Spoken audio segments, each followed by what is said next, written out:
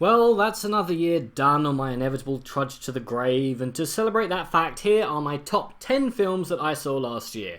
As always, only films that played at least once on the silver screen in the United Kingdom in 2019 are eligible, otherwise my bottom 10 list would overflow by January the 3rd. And with that said, let's get this show on the road.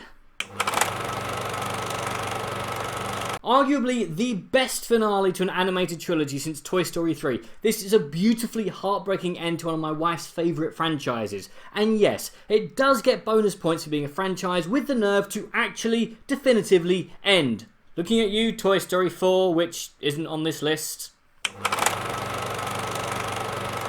Skips the halfway mark and then sit back some of the most disgusting, sickening, repulsive, yet awesome death scenes in cinematic history, all carried out with practical effects driven puppets. I loved it. Okay, so this is not the film that's going to convert you to Tarantino, but if you are a fan of his, then this is the man at his most Tarantino-ish. A love letter to the final moments of Hollywood's golden age. This shows why cinema needs auteurs like the man himself. Still haven't found a spare week to watch the extended version yet though. Alright, so forget last year's sanitised Bohemian Rhapsody. This is an amazing, funny, no-holds-barred, but at the same time fantastical view of the early years of Sir Elton John. And boy can Taron Egerton sing. Big, beautiful, shouty monsters attacking each other for 2 hours, broken up with some really good actors slumming it in glorious style. It's a shame that this franchise will probably only last for one more film, but it was great while it lasted. A film that should only have been of interest to dads and Top Gear fans becomes an amazing underdog story with incredible performances, some great driving sequences and touching character moments. Someone is going to win something for this. Great submarine movies are few and far between, but a submarine movie where you have nothing but sympathy for everyone involved, a submarine film which builds to an inevitable yet heartbreaking climax worthy of Shakespeare himself without clear heroes or villains, a masterpiece and arguably the finest submarine film since Das Boot.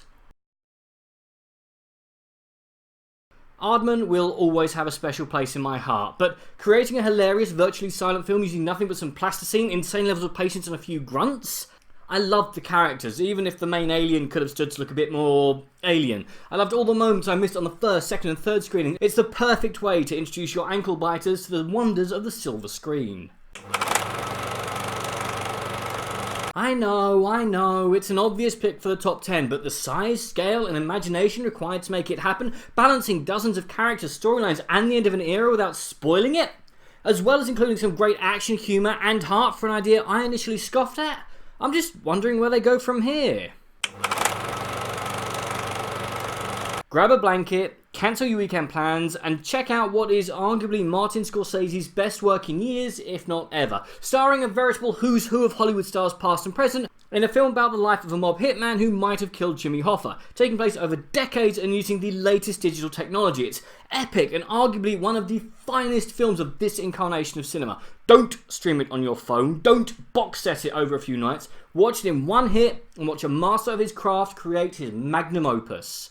Alright guys, so what did you think and what was your number one film of 2019? Comment below, let me know. As always, I'm Daniel, this has been A Dunking. If you've enjoyed this video, please, as always, like, share and subscribe.